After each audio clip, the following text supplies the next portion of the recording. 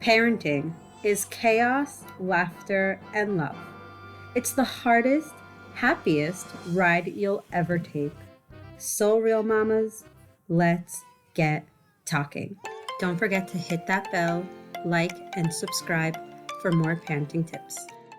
Hey everyone, and welcome back to Real Talking Mama. Today we're going to talk about picking those battles. And yes, it is in our hands. We get to decide. And truthfully, a battle is simply a difference of opinion. Parents want one thing and the child wants another. And it pretty much comes down to saying yes or saying no. So saying yes is granting what the child wants, okay? And saying no pretty much is commonly referred to as picking a battle, which means that now we're gonna have to deal with a tantrum that our child is gonna give us. And a lot of times we say yes to things just because we don't want to deal with that tantrum, and that's not healthy. We actually need to teach our kids dealing with the no. Now, truthfully, what I wanted to tell you is that we can't say no all the time. We have to say yes. In order for our no, to actually have an effect, we need to say yes a lot of the times. Now, I'm not saying say yes to everything, but you need to know when is the right time. And truthfully, we must make intelligent decisions before we respond to requests. When we are willing to say no and tolerate a tantrum, or when we choose to say yes in order to avoid one, we have to think it through. Now, a lot of the times we don't think it through and we just automatically say no, and then that's what causes the tantrum. So I'm going to give you an example. Recently, one of my sons, who truthfully, he's amazing, and he had this great idea, and he convinced 10 kids in this class to do this idea, and it was amazing, and I'm so proud for him. However, he didn't think it completely through. Now, most parents might not agree with me, but this is the decision that my husband and I made, that we don't let our kids go on buses, transportation, public transportation. We do not let them go by themselves. Okay, so if it's with us, yes, but by themselves, we do not let them take public transportation until age 13. Okay, that's our little rule for us. It's what works. Everyone is different. Okay?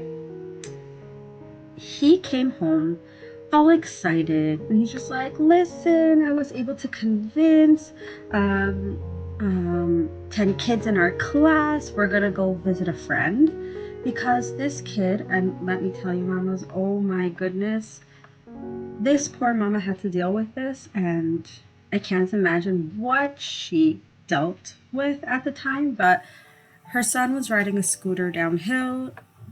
This child fell. He broke his jaw.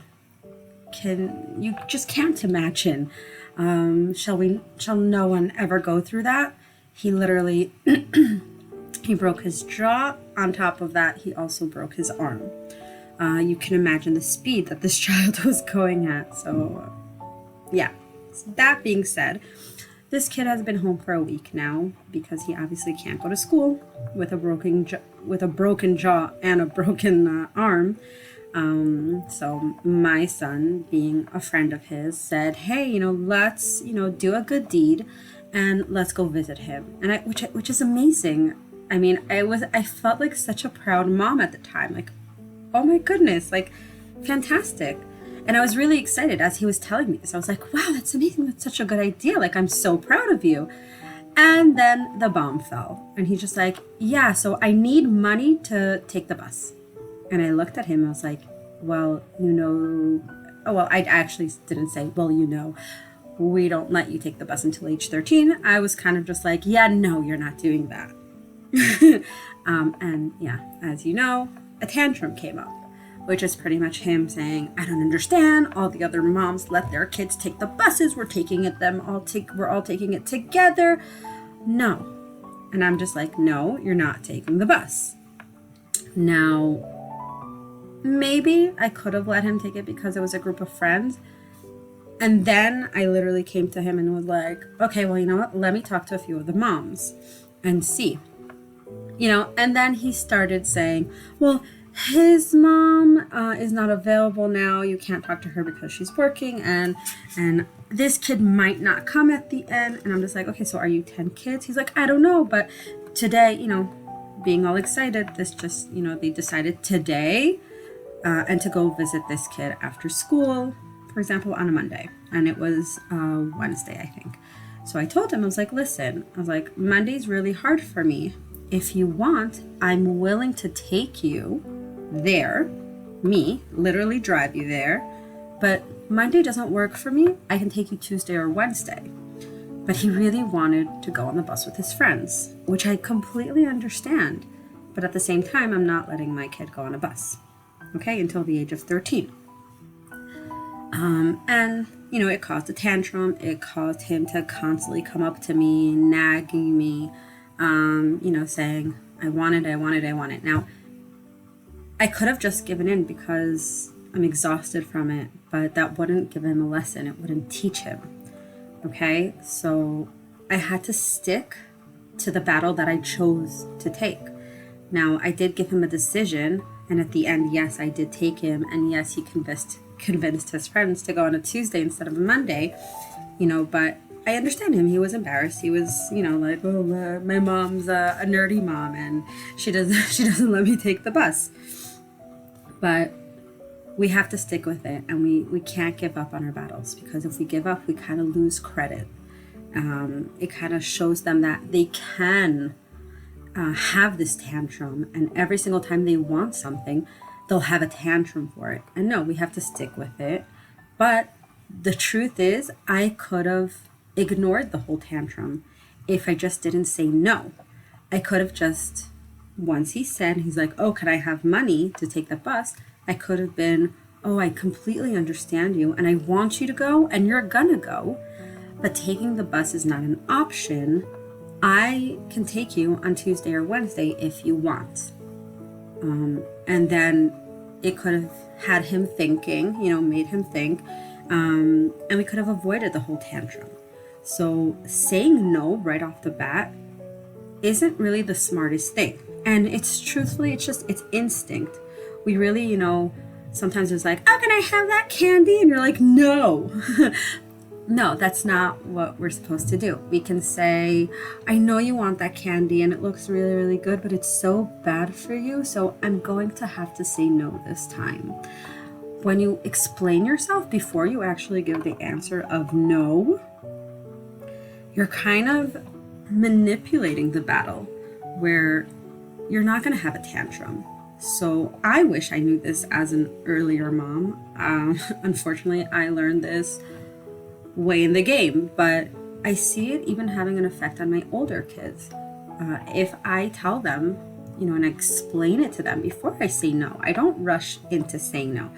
I actually, say, hey, I have to think about it. Sometimes I have to think about it because with these older kids, they're older kids, bigger problems, like bigger situations or more dangerous situations.